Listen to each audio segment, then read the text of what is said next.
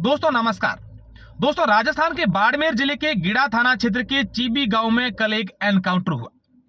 उस एनकाउंटर में एक तस्कर जिस पर 25,000 रुपए का इनाम घोषित था वो मारा गया और जिस पर 50,000 रुपए का इनाम घोषित था वो तस्कर गंभीर रूप से घायल हो गया, जिसका जोधपुर के एमडीएम अस्पताल में इलाज चल रहा है। अब मैं इस एनकाउंटर की घटना को विस्तार से समझाने की कोशिश करूंगा, लेकिन उससे पहले मैं ओमाराम और कोसलाराम जो तस्कर थे उनके बारे में कुछ जानकारी आप लोगों को देना चाहूंगा, क्योंकि इस एनकाउंटर की घटना के बाद हर कोई व्यक्ति इन लोगों के बारे में जानना चाहता है और इस एनकाउंटर के बारे में भी पूरी जानकारी चाहते हैं। दरअसल ओमाराम और कोसलाराम बाड़मेर जिले के बायतू थाना क्षेत्र के भोजासर गांव के हैं और ओमाराम कोसलाराम का राइट हैंड बताया जा रहा है। वैसे तो रिश्ते में ये दोनों चचेरे भाई हैं और दोनों बहुत ही गहरे दोस्त हैं।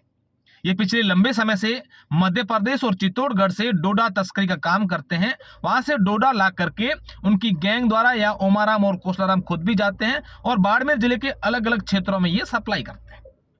दरअसल पिछले 6 महीने से पुलिस के लिए कोसलाराम को पकड़ने की एक चुनौती थी।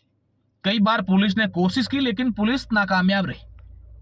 अब मैं ओमाराम और कोसलाराम से जुड़ी कुछ जानकारियां देना चाहता हूं। एक मामले में वर्ष 2019 में कोसलाराम को जोधपुर पुलिस ने पकड़ा था। तब ओमाराम पुलिस को चकमा देकर कोसलाराम को बाइक पर चढ़ा करके फरार हो गया था और ओमाराम 2.5 महीने पहले ही पकड़ा गया था। ओमाराम कोसलाराम का राइट हैंड बताया जा रहा है।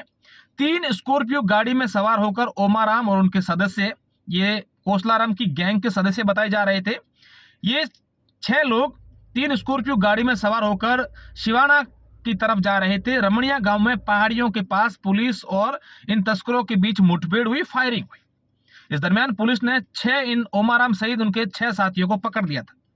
ये वही ओमाराम है जिसकी कल मौत हुई। ओमाराम को पकड़ने के बाद पुलिस ने उनको गिरफ्तार किया, पूरी कार्रवाई की। इस दरमियान ओमाराम के ऊपर एक महाराष्ट्र में स्कॉर्पियो चोरी का मामला दर्ज था, तो महाराष्ट्र पुलिस उसे वहां पर लेकर गई और जब एक कोर्ट में पेश किया जा रहा था आज से 2.5 महीने पहले ओमाराम को, तब वहां पर कुछ लोगों ने ओमाराम को वहां से फरार कर लिया था। ओमाराम को लेकर भाग गए थे। पुलिस ने ओमाराम को भगाकर ले जाने वालों को तो गिरफ्तार कर लिया था, लेकिन ओमाराम पुलिस की पकड़ में नहीं आ रहा था। वहीं कोसलाराम ने कुछ महीने पहले बायतू के तत्कालीन एसएचओ ओम प्रकाश पर गाड़ी चलाने का प्रयास किया था और इस तमाम मामले उसके पर दर्ज थे कोसलाराम पर, और राजस्थान पुलिस ने कोसलाराम पर 50,000 रुपए का इनाम भी घोषित किया था। वहीं ओमाराम पर 25,000 का इनाम घोषित था। कल दोपहर को बाड़मेर पुलिस और जोधपुर ग्रामीण पुलिस, बाड़मेर पुलिस की स्पेशल जो टीम है, उनके पास ऐसा इनपुट था, ऐसी सूचना थी कि ओमाराम और कोसलाराम गिडा थाना क्षेत्र के चीबी गांव में किसी एक घर में ढाणी में बैठे हैं। इस दरमियान पुलिस ने चारों ओर से उनको घेर दिया और इस दरमियान पुलिस की गाड़ी पर इन दोनों द्वारा फायरिंग भी की गई, ऐसा पुलिस का कहना है। 4 से 5 राउंड उन पुलिस की गाड़ी पर फायरिंग की। जवाब में पुलिस की फायरिंग में ओमाराम और कोसलाराम दोनों को गोली लगी।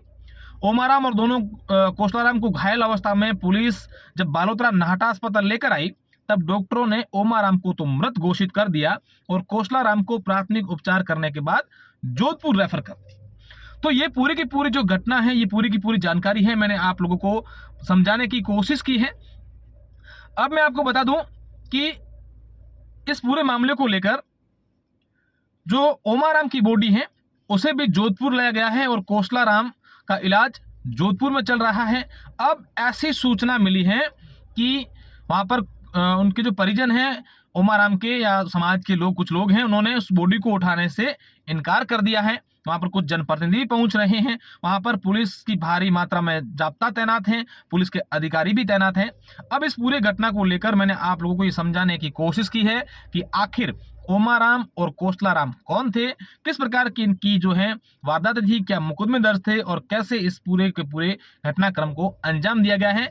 ये जानकारी अब तक जो पुलिस की ओर से या फिर जो सूत्रों की ओर से मिली है, वो जानकारी हमने बताई है। हालांकि पुलिस ने अभी तक इस एनकाउंटर को लेकर किसी प्रकार का कोई खुलासा नहीं किया है।